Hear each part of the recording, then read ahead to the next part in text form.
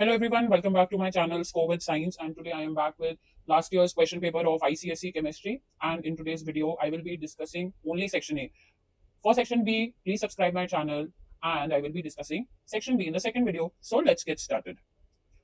The question 1 is asked that which gas decolorizes potassium permanganate solution? Option A sulfur dioxide, option B ammonia, option C hydrogen chloride, or option D carbon dioxide. Let me tell you that it is actually the sulfur dioxide. Sulfur dioxide gas actually turns the acidified potassium permanganate from pink to clear colorless solution. As you can see, and you know that this is pinkish or violet color solution. When sulfur dioxide gas reacts with it, it changes it into a colorless solution. It changes it into a colorless solution. So that's why the answer should be sulfur dioxide. Now let us move to question number 2. तो second question है कि which formula represent saturated hydrocarbon. Saturated hydrocarbon मतलब यहाँ पे हम बात कर रहे हैं एल्केन की, ठीक है।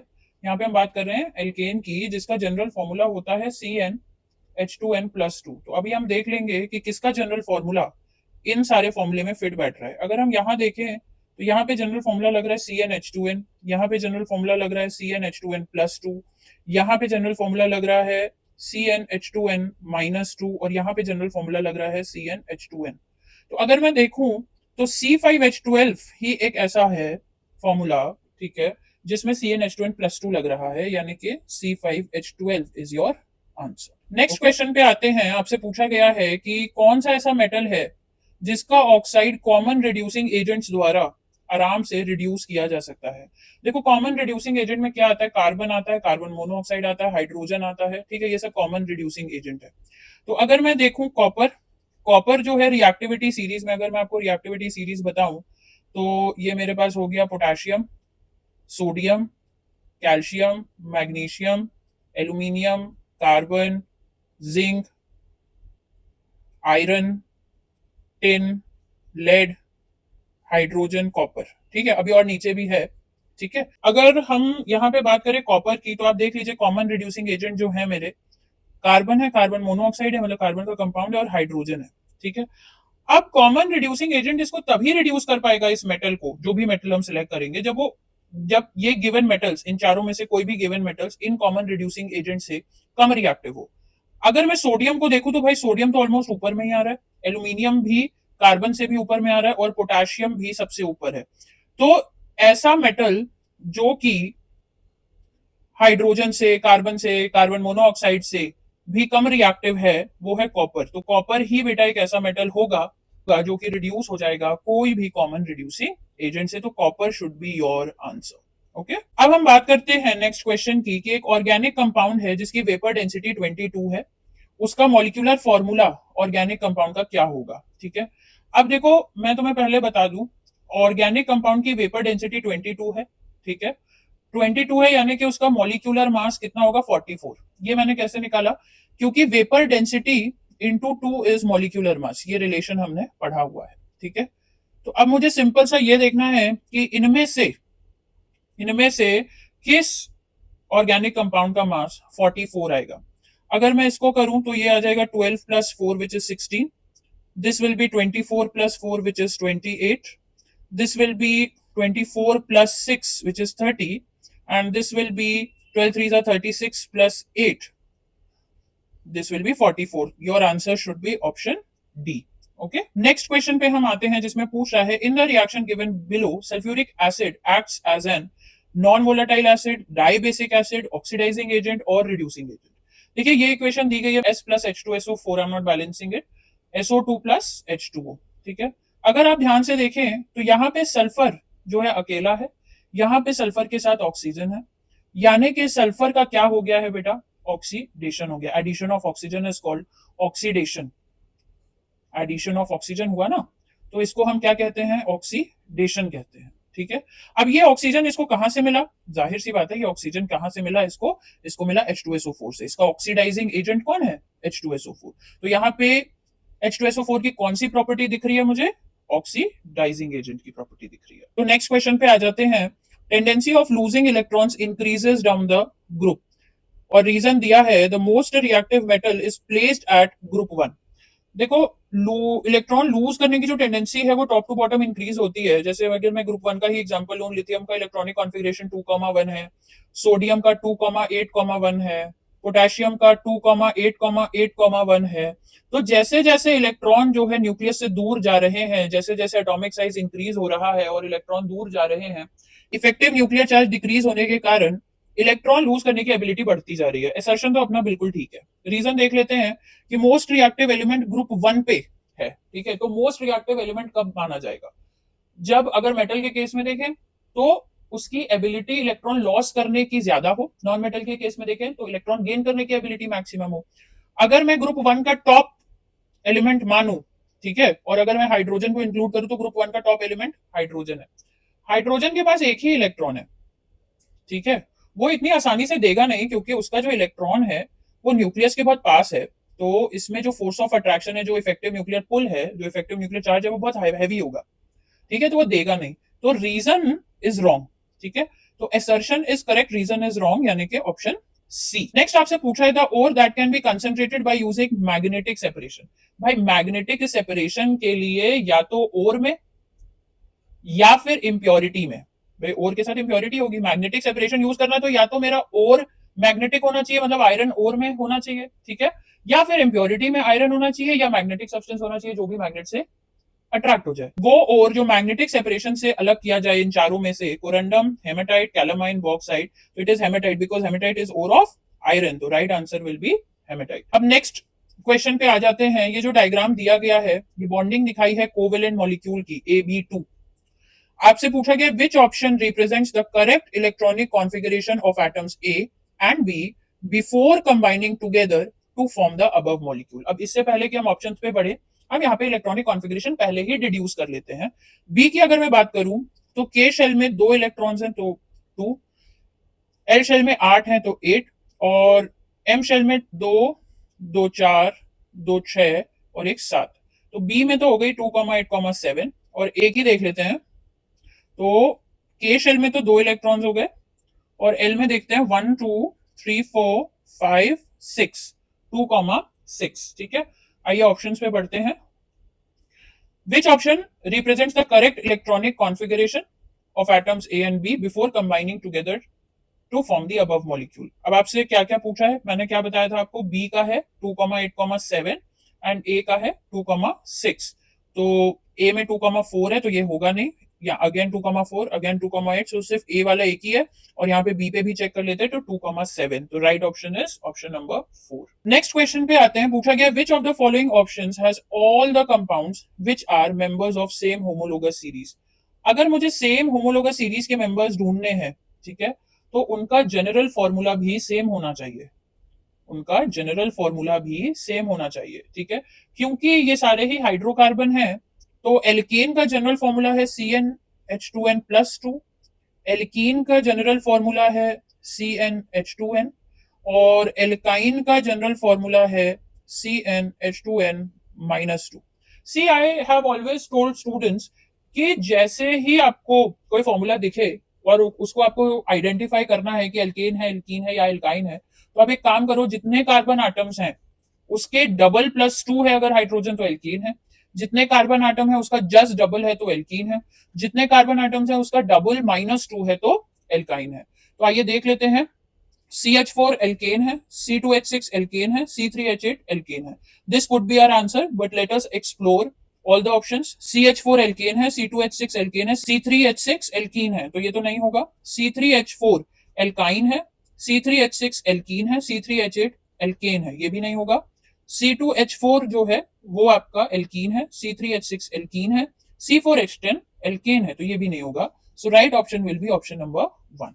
Okay. Now let us talk about the next question, which is assertion reason question. In the contact process, SO3 gas is not directly dissolved in water to obtain sulfuric acid because dense fog or misty droplets of sulfuric acid are formed, which is difficult to condense. देखिए, ये दोनों ही बातें बिल्कुल ठीक हैं, बिल्कुल सही लिखा है कि SO3 को हम डायरेक्टली वाटर में नहीं डालते हैं क्योंकि डेंस फॉग और मिस्ट्री ड्रॉपलेट्स बन जाते हैं सल्फ्यूरिक एसिड के, जो कि कंडेंस करने में बहुत ही डिफिकल्ट है। बिल्कुल सही बात है, option A is the correct answer. Next question पे आते हैं, बात करते हैं क्वेश्चन नंबर 11 की। यहाँ पे 4 आयंस दे रखे हैं, क्लोराइड, लिथियम, एल्यूमिनियम, पोटेशियम। आपसे पूछा गया identify the pair of ions which have the same electronic configuration. Basically आपको iso electronic species find out करनी है। सबकी इलेक्ट्रॉनिक कॉन्फिगरेशन लिख लेते हैं बेटा। क्लोराइड आयन की होगी 2,8,8 क्योंकि उसने एक इलेक्ट्रॉन एक्सेप्ट कर लिया है। लिथियम पॉजिटिव की होगी 2 क्योंकि उसने अपना एक इलेक्ट्रॉन डोनेट कर दिया है।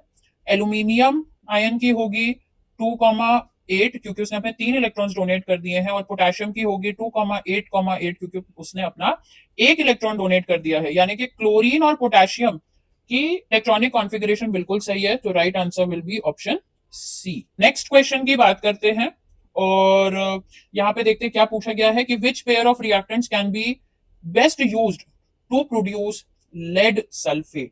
Sulphuric acid plus lead, sulphuric acid plus lead hydroxide, sodium sulphate plus lead nitrate, या फिर lead oxide plus potassium sulphate. तो इसका एक्सप्लेनेशन एक बार देख लेते हैं हम लोग। देखो, सोडियम सल्फेट और लेड नाइट्रेट जो है वो एक तो पानी में बहुत अच्छे से सॉल्युबल है। जब इनका एक्वस सोल्यूशन को मिक्स करते हैं तो डबल डीकॉम्पोजिशन रिएक्शन होता है जिसे हम डबल डिस्प्लेसमेंट रिएक्शन भी कहते हैं, ठीक है। और फॉर्म होता है लेड सल्फेट जो कि व्हाइट कलर का प्रेसिपिटेट है। इस तरीके से रिएक्शन होती है। क्योंकि डिजायर्ड प्रोडक्ट आराम से प्रेसिपिटेट हो सकता है, बाय प्रोडक्ट से अलग किया जा सकता है, इसलिए ये पेयर ऑफ रिएक्टेंट्स जो है सबसे कन्वीनियंट है फॉर प्रोड्यूसिंग लेड सल्फेट। तो जो आंसर होगा वो होगा सोडियम सल्फेट और lead nitrate. Okay, now let us talk about next question. Aqueous copper sulfate is electrolyzed using copper electrodes. Which statement about the electrolysis is not correct? An oxidation reaction occurs at positive electrode. नहीं, ऐसा कुछ नहीं। Positive मतलब anode होता है और anode पे oxidation होती है क्योंकि लॉस ऑफ इलेक्ट्रॉन होता है। The current carried through electrolyte by ions, ये भी बात बिल्कुल सही है। पॉजिटिव इलेक्ट्रोड लूजेस मास, ये भी बात बिल्कुल सही है। The number of copper ions in the electrolyte decreases, ये बात गलत है। देखो होता क्या है कि क्योंकि यहाँ पे एनोड भी इम्प्योर कॉपर का बना होता है, तो कॉपर के जो आयंस है एनोड पे क्या होता है, एनोड इम्प्योर कॉपर का बना है, तो जब इलेक्ट्रिसिटी पास होती है तो कॉपर जो है अपने 2 इलेक्ट्रॉन्स छोड़ के कॉपर आयंस में आ जाता है और ये एक्वा सोल्यूशन में आके मिक्स हो जाता है। तो बेसिकली ये बिल्कुल भी जो है क्या कहते हैं, बात गलत है। हमारा आंसर भी यही होगा, and I am going to explain it more deeply to you. So copper ions deposited at cathode are replaced by copper ions produced at anode. So overall copper ion concentration stays constant और इसीलिए ये वाला जो अपना है ये statement गलत है, लेकिन अपना आंसर यही है। नेक्स्ट क्वेश्चन पे आते हैं। X, Y and Z are 3 metallic atoms in successive order belonging to the same group. Same group में मतलब X, Y और Z ऐसे सक्सेसिव ऑर्डर में है। Such that atomic radii of X is smallest, तो मैंने ऊपर ही रखा है इसे। विच of the following 3 atoms is the best reducing agents. Best reducing agents, जो रिड्यूसिंग एजेंट की कैपेबिलिटी होती है वो इस बात पे डिपेंड करती है कि वो कितनी जल्दी इलेक्ट्रॉन लूज कर सकता है। एंड सिंस X सबसे छोटा है, Y उससे बड़ा है, Z सबसे बड़ा है, तो इलेक्ट्रॉन लूज करने की जो एबिलिटी है वो Z में सबसे ज्यादा है। इसलिए option number C is the correct answer, that Z will be the best reducing agent. Now let us talk about another question. 40 cubic centimeter of methane is reacted with 60 cubic centimeter of oxygen. The equation for the reaction is given below. ये equation आपकी balance दे रखी है। All volumes are measured at room temperature. What is the total volume of the gases remaining at the end of the reaction? Is it 60 or 40 or 45 or 50? तो आइए देखते हैं, इसको एक बार कॉपी कर लेते हैं इक्वेशन को। तो इक्वेशन आपकी दी गई है कि methane reacts with oxygen to form carbon dioxide and water. अगर मैं यहाँ पे आपसे वॉल्यूम देखूं, वॉल्यूम का रेशियो देखूं, तो this is 1 volume, this is 2 volume, this is 1 volume and this is निल। ये जो क्वेश्चन है ये गेल-लुसाक्स लॉ ऑफ कंबाइनिंग वॉल्यूम्स पे आधारित है। मीथेन और ऑक्सीजन का जो रेशियो आ रहा है वो 1:2 का रेशियो आ रहा है। यानी कि अगर मीथेन 40 क्यूबिक सेंटीमीटर है तो ऑक्सीजन की रिक्वायरमेंट 80 क्यूबिक सेंटीमीटर है। तो इसका मतलब, लेकिन क्वेश्चन के अनुसार ये 40 क्यूबिक सेंटीमीटर दिया और ये 60 क्यूबिक सेंटीमीटर दिया है, यानी कि ऑक्सीजन जो है वो हमारा लिमिटिंग रिएजेंट है सबसे पहली चीज। तो जो लिमिटिंग रिएजेंट होता है उसके हिसाब से हम इक्वेशन करते हैं, ठीक है। तो हमें पता है कि 2 volume of oxygen requires 1 volume of methane, right.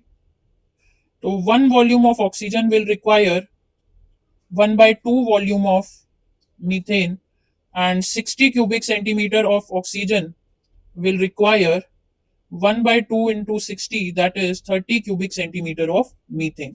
Okay, तो बेसिकली अगर मेरा रिजल्टिंग मिक्सचर हम देखें यहाँ पे, अगर मैं रिजल्टिंग मिक्सचर देखूं तो ये कितना रिक्वायर्ड है, 30 क्यूबिक सेंटीमीटर, ठीक है। लेकिन यहाँ पे क्वेश्चन में दिया कितना है, 40। तो 40 में से अगर 30 माइनस करेंगे तो 10 क्यूबिक सेंटीमीटर मेरी मीथेन बच जाएगी।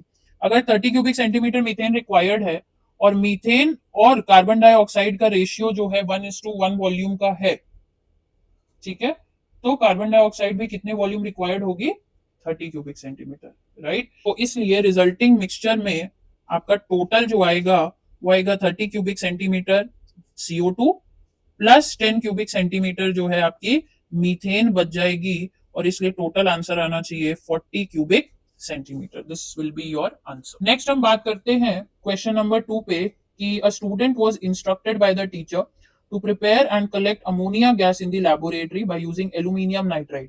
The student had set up the apparatus as shown in the diagram below. Study the given diagram and answer the following questions. ये aluminium nitride लिया है यहाँ पे, ठीक है। यहाँ पे कुछ एक्स हम डाल रहे हैं, कोई सब्सटेंस है जिससे अमोनिया गैस निकल रही है। अमोनिया गैस को ड्राई किया जा रहा है वाई सब्सटेंस से, और उसके बाद ड्राइड अमोनिया गैस को ओवर वाटर कलेक्ट किया जा रहा है, ठीक है। या हम कह दें कि वाटर में डिसॉल्व किया जा रहा है, क्योंकि ammonia gas is highly dissolvable in water, तो अमोनिया गैस को डिसॉल्व किया जा रहा है, ठीक है। क्वेश्चन देखते हैं क्या है। Name the substance X added through the thistle funnel by the student. Write a balanced equation for the reaction occurring between aluminium nitride and substance X. Identify substance Y, state the function of substance Y, and why could student not collect ammonia gas at the end of the experiment. तो question की अगर answer की बात करें तो x water है, ठीक है। एल्यूमिनियम नाइट्राइड को वाटर से डिसॉल्व करेंगे, एल्यूमिनियम हाइड्रोक्साइड मिलता है और अमोनिया गैस मिलती है, आपकी इक्वेशन भी हो गई। Y is quick lime. Quick lime जो है वो यूज किया गया है ड्राइंग एजेंट के लिए। अच्छा, यहाँ पे आपसे कभी कभी गिव रीजन भी पूछ लेते हैं कि भाई क्विक लाइम ही क्यों यूज किया है, ठीक है। अपन H2SO4 भी यूज कर सकते थे। देखो, अमोनिया का जो नेचर होता है वो बेसिक होता है, H2SO4 यूज करते, ठीक है। तो एसिडिक नेचर का होता है H2SO4, इनमें रिएक्शन हो सकती थी, ठीक है। तो हमें जो ड्राइंग एजेंट यूज करना है वो ऐसा यूज करना है कि रिएक्शन ना हो, ताकि अमोनिया गैस हमें मिल सके। तो ये जो है कैल्शियम ऑक्साइड, ये बेसिक नेचर का होता है, ठीक है। अब से पांचवा क्वेश्चन पूछा था कि अमोनिया गैस अल्टीमेटली क्यों नहीं कलेक्ट कर पाए, क्योंकि जैसा कि मैंने आपको क्वेश्चन के टाइम में भी बताया कि अमोनिया गैस जो है हाईली सॉल्युबल इन वाटर है, तो इसको वाटर में कलेक्ट करना पॉसिबल ही नहीं है, ठीक है। इसको किससे कलेक्ट करना पड़ता है, डाउनवर्ड डिस्प्लेसमेंट ऑफ एयर से। Now let us move to another question. आपसे पूछा है state the terms for the following. Undistilled alcohol containing large amount of methanol, इसको कहते हैं डीनेचर्ड अल्कोहल, ठीक है। A salt form by partial replacement of hydroxyl group, मतलब OH ions, ठीक है, ऑफ अ डाई एसिडिक और triacidic base by an acidic radical, इसे कहते हैं basic salt. Organic compounds having the same molecular formula but different structural formula, इन्हें कहते हैं isomers. The tendency of an atom to attract the shared pair of electrons towards itself when combined in a compound, इसे कहते हैं electronegativity. The type of covalent bond in which electrons are shared unequally between the combining atoms, इन्हें कहते हैं polar covalent bond,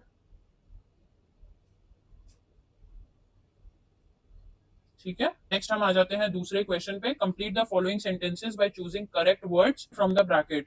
dash solution forms coloured precipitate with ammonium hydroxide which is soluble in excess ammonium hydroxide. Coloured precipitate भी हो और soluble भी हो access में, तो फेरस क्लोराइड तो नहीं होगा, it is definitely copper nitrate, deep inky blue solution बनाता है। Zinc blende is converted to zinc oxide by zinc blende, मतलब जिंक सल्फाइड, ठीक है। और सल्फाइड ओर्स में रोस्टिंग की जाती है, तो roasting is the correct answer. Dash conducts electricity by the movement of ions. Ions के मूवमेंट के लिए जो है एक इलेक्ट्रोलाइट होता है।